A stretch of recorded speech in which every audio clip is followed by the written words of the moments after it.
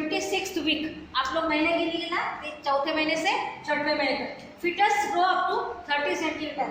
Uterus growth continuously आप लोग देखेंगे, जैसे जैसे महीने आगे बढ़ते जाएंगे वैसे वैसे क्या हो जाएगा, यूटेरस का साइज बढ़ेगा। ये तो कॉमन सेंस से हम लोग बिना पढ़े लिख सकते हैं। डेवलपमेंट ऑफ ब्रेन, यहाँ पे ब्रेन पूर्ण डेवलप हो जाता है, क्योंकि 7 महीने का बच्चा खाली वीक होता है, उसको इंक्यूबेशन देने के बाद वो जीता है, क्योंकि उसके सभी बॉडी ऑर्गन्स तैयार हुए रहते हैं, खाली उसमें मजबूती नहीं रहती। ओके, तो कुछ थोड़ी सी डेवलपमेंट बाकी रहती है, समझ रहे?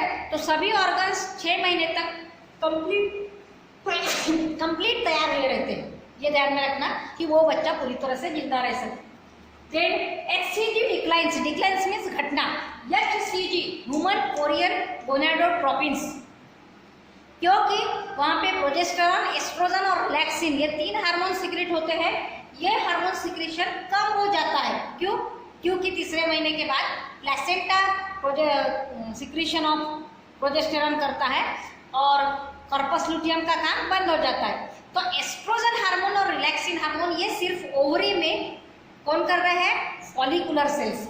जब कॉर्पस लुटियम नहीं रहता, डिजनरेट हो जाता है और नए फॉलिकल्स डेवलप नहीं होते, मतलब फॉलिकुलर सेल्स नहीं रहेंगे, तो एस्ट्रोजन हार्मोन सिक्रेशन नहीं होगा और रिलैक्सिन भी सिक्रेशन नहीं होगा। खाली प्लेसेंटा क्या करेगा? Progesterone hormone secretion. तो अपने आप ही ह्यूमन कोरियोनिक गोनाडोट्रोपिन हार्मोन्स क्या हो जाएंगे? घट जाएंगे, क्योंकि 2 हार्मोन्स तो यहाँ पे सीक्रेट नहीं होने वाले, प्रोजेस्टेरॉन कंटिन्यू। अल्ट्रासाउंड, ये महीने में 3.25 महीने तक के क्या बोलते हैं, प्रेगनेंसी का टेस्ट और बच्चे की डेवलपमेंट बराबर हुई क्या, सभी ऑर्गन्स प्रोपोर्शनेट है क्या, ये चेक करने के लिए अल्ट्रासाउंड किया करने को कहा जाता है, क्योंकि उसमें ये पता चल जाता है कि बच्चे की ग्रोथ प्रॉपर हो रही है या नहीं हो रही, प्रोपोर्शनेट हो रही है या नहीं हो रही। Then changes in the mother body, baby movement, body में मूवमेंट होना, ये बेबी मूवमेंट, ये तो इसका ही चेंज है एम्ब्रियो का, but there is not feeling to, इसमें 3 महीने में फीलिंग्स नहीं होती, इधर फीलिंग्स क्लियर हो जाती है। 3 महीने तक बेबी की मूवमेंट माँ को पता नहीं चलती, लेकिन अभी इसके हाथ पैर सभी ऑर्गन्स तैयार हो गए, उनकी वर्किंग शुरू हो गई, हार्ट बीटिंग शुरू हो गया, ये सब होने की वजह से उसकी मूवमेंट थोड़ी प्रॉपर हो जाती है, ज़्यादा कॉन्स्पिक्यूअस हो जाती है, और वजह से मूवमेंट ज़्यादा होती है तो पता चलता है। जैसे अगर बच्चे ने हाथ पैर हिलाया तो एक साइड मुंह सिर हिलाया, तो माँ के पेट पर हाथ रखो, वो मूवमेंट ऐसे आँख से दिखती है, हाथ रखो तो हाथ से पता चल जाती है, हार्ट बीटिंग पे पता चलती है। फिर और क्या, हेड हैज हेयर्स, मतलब बच्चे के सिर पे बाल आना शुरू हो जाते हैं। आईब्रोज, मतलब सभी तरह का हेयरिंग यहाँ पे आ जाता है, मतलब आईब्रोज तैयार होते हैं, उसके पहले वाला गंजा दिखता है। आईलैशेस मीन्स हमारे पलकों पे है जो बाल, हाँ वो आईलैशेस, सभी तरह की हेयरिंग जो है बॉडी पे होती है बच्चा पैदा होते हुए, वो सब ये सेकंड ट्राइमेस्टर में आते हैं, उसके पहले वाला गंजा दिखता है। Half the size of newborn, और इस तरह से जो बच्चा पैदा होता है उसके साइज के हाफ साइज यहाँ पे नियर अबाउट पूरा हो जाता है, 30 सेंटीमीटर।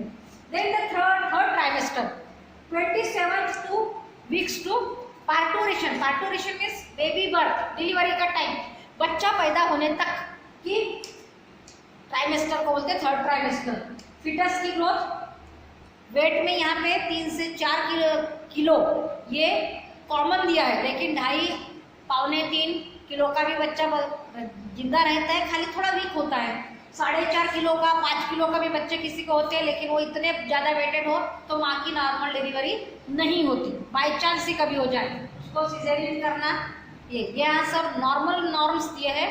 ओके, और लंबाई लगभग 50 सेंटीमीटर, ऐसे गिन के पक्का नहीं, ये एवरेज में दिया है। आईज आर ओपन, आंखें खोलता है, मतलब सोनोग्राफी में उसकी आंखें खोलता है तो ये दिखता है। ओके, यूटेरस एक्सपांड्स, यूटेरस आपको मालूम है 9 महीने तक का, तो बार बार पूछना शुरू कर देते लोग कब है delivery, right. Uterus expand, abdominal organs shift on one side, ये माँ में चेंजेस होते हैं कि गर्भ इतना बढ़ जाता है, यूटेरस का साइज इतना बढ़ जाता है कि उसके वजह से उसके पेट के अंदर के बाकी ऑर्गन्स ऐसे थोड़े बाजू में शिफ्ट हो जाते हैं और प्रेस हो जाते हैं, मतलब वो थोड़े दबने लगते, उसके वजह से माँ को संडास करते वक्त तकलीफ हो रही, ज़्यादा प्रेस होने जाने की वजह से यूरिनरी ब्लैडर पर तान आ जाता है, उसमें ज़्यादा यूरिन रह नहीं पाती क्योंकि उसको दबाया गया तो उसका साइज ज़्यादा खुल नहीं सकता, इसलिए जल्दी जल्दी यूरिन लगती है, माँ को बार बार यूरिन लगती है, संडास करने को भी तड़सी तकलीफ होती है क्योंकि उसमें जगह कम हो जाती है तो जल्दी जल्दी लगेंगी। ये सब चेंजेस माँ के लिए भी आ जाते हैं और बच्चे के पूरे ऑर्गन्स कंप्लीटली डेवलप हो जाते हैं। At the end of foetus what happens, इथे शेवटचं नाही का पूर्ण डेव्हलपमेंट होतं. At the end of foetus development they are the secretion of birth hormones, धीरे धीरे लैक्टेशन के चेंजेस दिखने लगते, मीन्स प्रोलैक्टिन हार्मोन के वजह से मेमोरी ग्लैंड्स पूरे महीने में चालू रहता है, लेकिन ये आखिरी में मतलब 6 महीने का भी बच्चा हो गया है तो माँ को दूध आता है, मतलब तब तक के मेमोरी ग्लैंड्स की डेवलपमेंट कंप्लीट होती जाती है और प्रोलैक्टिन हार्मोन्स की वजह से मेमोरी ग्लैंड्स में दूध का सिक्रीशन होने की जो प्रोसेस है वो वहाँ तक रेडी रहता है। और जैसे बेबी बर्थ होगा या आधे दिन का भी गर्भ बाहर निकलता है 6 महीने के बाद तो भी लैक्टेशन दूध आना माँ को शुरू हो जाता है। उसके साथ साथ धीरे धीरे ऑक्सीटोसिन हार्मोन का सिक्रीशन के लिए रेडी हो जाती है पिट्यूटरी ग्लैंड। इस तरह से जैसे ही बेबी का बर्थ होगा तो अपने आप दूध आना शुरू हो जाएगा। And by the combined effect, combined influence of prolactin LTH भी बोलते हैं उसको, और ऑक्सीटोसिन, ऑक्सीटोसिन से दूध निप्पल से बाहर आना शुरू हो जाता है और प्रोलैक्टिन से मिल्क सिक्रीशन शुरू हो जाता है। ये दोनों की कंबाइन एक्टिविटी लैक्टेशन मीन्स माँ को ब्रेस्ट फीडिंग करना, मतलब बच्चों को दूध पिलाना पॉसिबल हो जाता है, यहाँ तक के डेवलपमेंट होता है। और ऑक्सीटोसिन हार्मोन्स के इन्फ्लुएंस की वजह से ऑक्सीटोसिन हार्मोन का सिक्रीशन इतना ज़्यादा बढ़ जाता है कि उसके वजह से यूटेरस का सर्विक्स ओपन होना शुरू हो जाएगा, बच्चे का पोजीशन नीचे आना शुरू हो जाएगा, बच्चे का हेड नीचे की तरफ नॉर्मल डिलीवरी के लिए, बच्चे की मूवमेंट इस तरह से और कॉन्ट्रैक्शन ऑफ यूटेरस इस तरह से हो जाएगा कि बच्चे को नीचे ढकेला जाता है और नीचे ढकेलते ढकेलते उसका सिर सर्विक्स में फिट हो जाएगा। अपने पेल्विक गर्डल के बोन्स इतने फ्लेक्सिबल हो जाते हैं कि वो ऐसे स्ट्रेच होने शुरू हो जाते हैं, सर्विक्स ओपन होने जाते हैं, यूटेरस ओपन होगा तो ही बच्चा बाहर निकलेगा। ये सब इफेक्ट्स ऑक्सीटोसिन हार्मोन की वजह से होते हैं और फिर लेबर पेन शुरू हो जाता है। हम लोग बाकी का पार्टिकुलेशन बाद में पढ़ने वाले हैं।